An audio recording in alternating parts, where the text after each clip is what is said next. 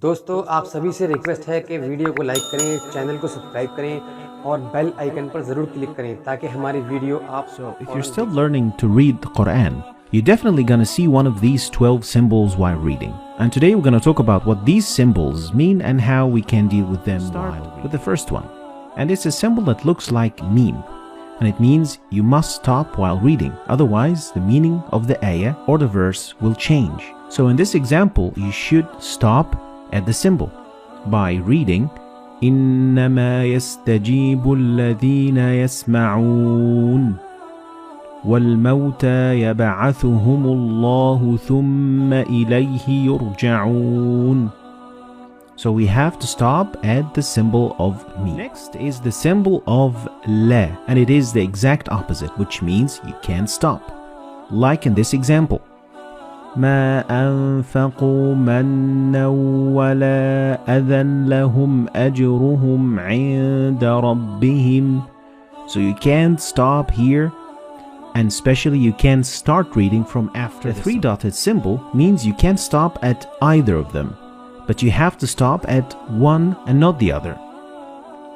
So in the second ayah of Surah Al-Baqarah, you are allowed to stop at the first one by reading ذلك الكتاب لا ريب فيه هدى للمتقين, or by stopping at the second one by reading ذلك الكتاب لا ريب فيه هدى للمتقين. Next is the symbol that looks like the word sil, and it means you better keep going.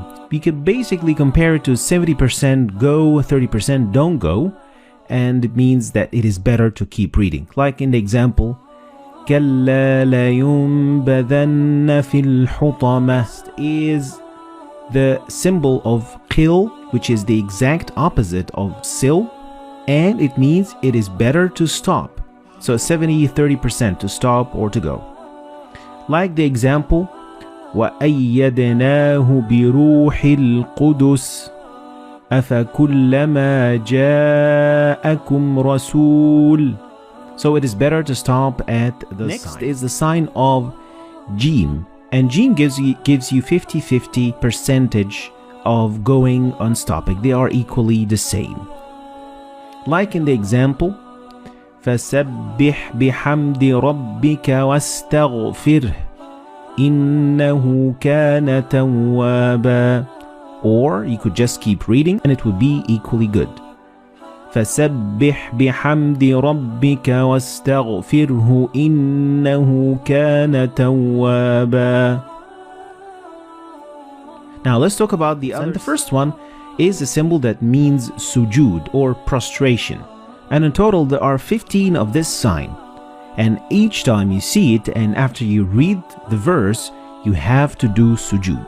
So after reading the ayah, you will prostrate for God. Next, the sign that looks like meme looks a little bit different than the other meme. So make sure you can distinguish between them because they mean two different things. And this meme appears in the middle of the word. So the noon and ba, when they follow one another in the same word, you don't pronounce noon or ba, but you pronounce meme. Like in this example, you read كَلَّا لَيُنْبَذَنَّ فِي الْحُطَمَةِ. So the noon and ba, they will be assimilated together and you will pronounce them as meme. Next, this small sign that looks like alif, it is actually an alif, and it is found so many times and it's used so many times in the Qur'an, and it means that this letter contains an alif of the long vowel. So you would read ثُمَّ اسْتَوَى إِلَى السَّمَاءِ فَسَوَّاهُنَّ سَبْعَ سَمَاوَاتٍ. So these symbols all mean that there is an alif right there. Next, the small sin means a small or a very little pause. Doesn't mean that you're gonna have to stop and take a breath. No, it means that you're going to stop very momentarily for like half a second and then continue reading. And this example shows what I'm talking about, and you should read it like that. كلا بل ران على قلوبهم ما كانوا يكسبون. So it is a very short pause. Next is the sign of mad, and it is a very common sign in the Quran, and it means that you need to extend the pronunciation of alif to a little bit longer than usual. The sign that we're going to talk about today is the sign of the end of the quarter of the chapter, or juz. The juz is divided into 8 quarters, and at the end of each quarter you are going to see this sign.